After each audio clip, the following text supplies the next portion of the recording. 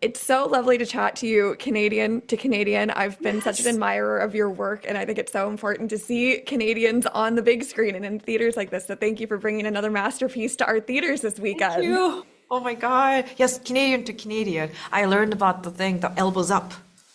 You know what I mean? Yes, Which is what absolutely. I learned of what is called. And I'm like, it's a hockey reference, you know? I So love it. Yes. yeah, So good. so Um, good.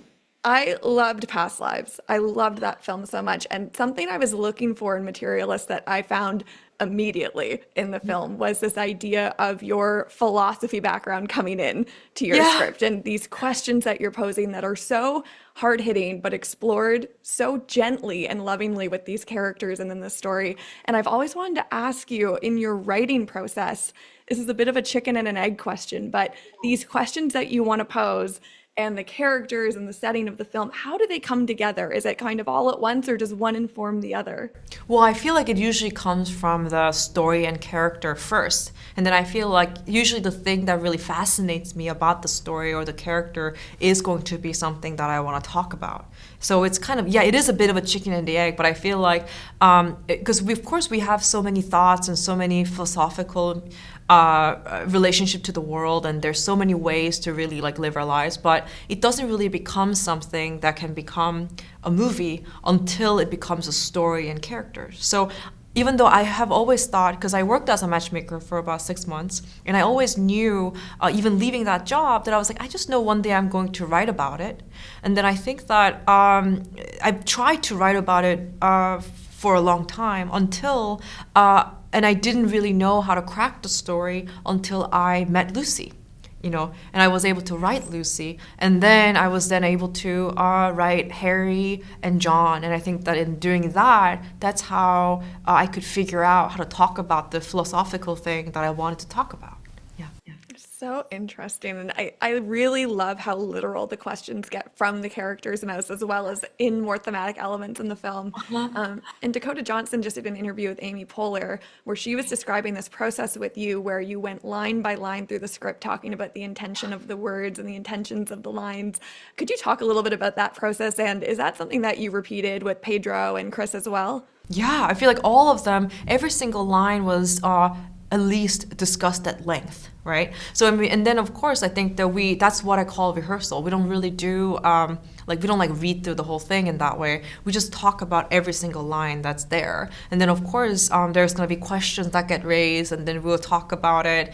And then I think that it's always kind of like figuring out, like, so that the actors know exactly what the intention of the lines are, and then how it works psychologically. And then, of course, they go off and then they really treat it as very rigorous homework that they actually then get to digest, actually try to live with it. And then when they're on set, then they're going to show up having made those lines theirs, right? And then, of course, then we can have a real shorthand. And there was such a telepathic relationship that I had with all three of them on some level, where we kind of knew we were all in search of finding a performance that conveys the meaning that we talked about in rehearsal. So it would be always like, yeah, but we talked about that in that way in rehearsal. What's the thing that how are we gonna get there? And what I really love with all three of them is that, like, when they had it, we could all look at each other and we could know, you know, like there'd be so many times I would just look at Dakota and she's like, we got it, right? And it would be right, yeah. That's exactly how she described it. She said it was like working in one mind with you, where she could give Yes. you a look and you both knew how you were feeling about something. And I'm Yeah. sure shooting on 35 millimeter, that's so important to have that understanding so you can go in and get right to where you want to be with the characters. Of course, it's like it gets made in prep, right? The movie gets made in prep, and yeah, you're right. Like 35 millimeter, what that means is that there's a bit of a where it's like when you roll and when you cut, there's such meaning to it, right? And then also there is that beautiful, like, and kind of natural, and sometimes frustrating for the schedule, but there's a natural break between a few takes where we change the mag, right?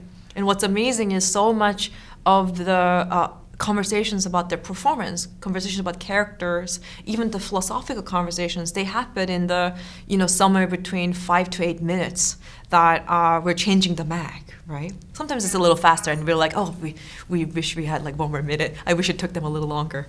But we had an amazing camera team, so it took them very short time. But so somewhere in there, I feel like it's such a kind of a natural and a beautiful break that then at that time we were able to work, without slowing down the process. We were like huddle up and we'll be like, okay, so we think, you know what I mean? We think what's going on with the characters is, and then in such a great opportunity in that way. So in a way, I like taking advantage of shooting on film because it will just, I don't know, it can be difficult, but it can also be very rewarding.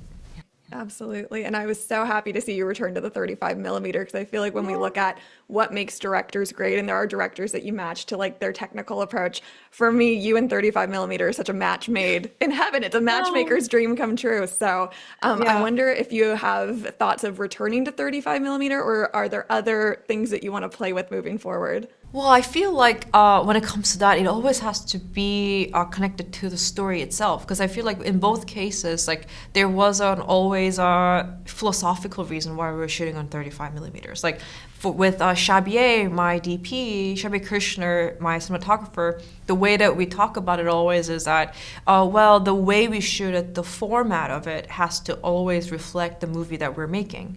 So, for example, for Past Lives, it was about turning time into something that's quite tangible, right? That is, so there was a conversation he and I had about the ephemeral and the permanent. And I think that somewhere in there, we kind of walked away being like, well, we have to shoot it on 35, right, millimeter film. And I feel like, meantime, I feel like when it comes to Materialists, it really had to do with like, what the title has, Materialists. There is something about it where it's like, well, the physical, the tangible, the kind of the ancient part of things, the ancient part of storytelling, the idea of shooting the cave people love scene, like it felt like you had to shoot it on film. And I think that it again had to do with kind of the philosophy behind the film more than the actual like beauty of it. Because I think it's so beautiful. I think digital is also beautiful, but it's like, so much of it has to do with like what's not just what's the most beautiful, and of course film is very beautiful, but it also has to do with like,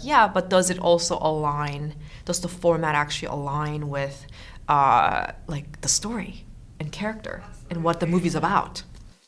I could speak to you for hours about all this, and they're asking me to wrap. So I hope that we can chat again, Celine. This I was would love such a to chat treat. again. Okay, one more question. I know we're not allowed to, but give me one more. Oh, you're so sweet. question.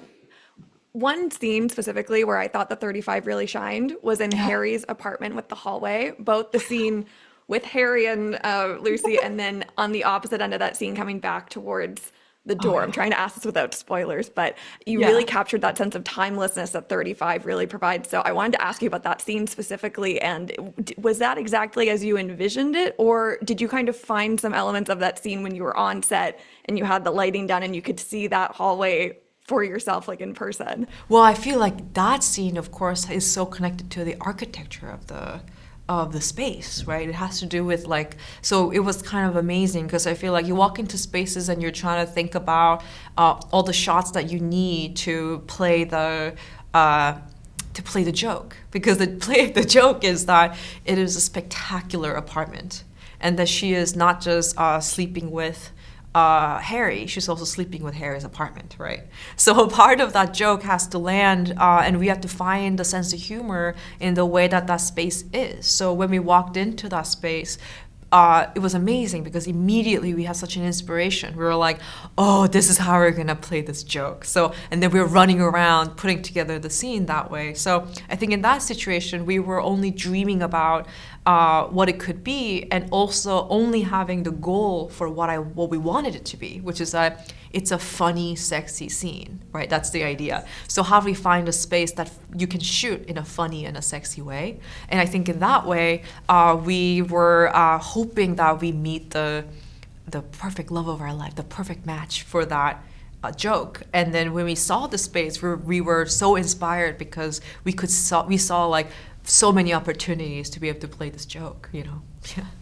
Incredible. Well, Thank you thank you so so much, much. I Liz. really appreciate the time, and I'm Thank so you. excited to see you and see what you do next. Oh my God, I can't wait. And let's talk about it with the next movie too. Thank I you so would much. love that so much. Thank Yeah. you so much. I Thank hope you. that the rest of Thank your you, day goes Liz. well. That was so Thanks. good. Thank you. Thank you.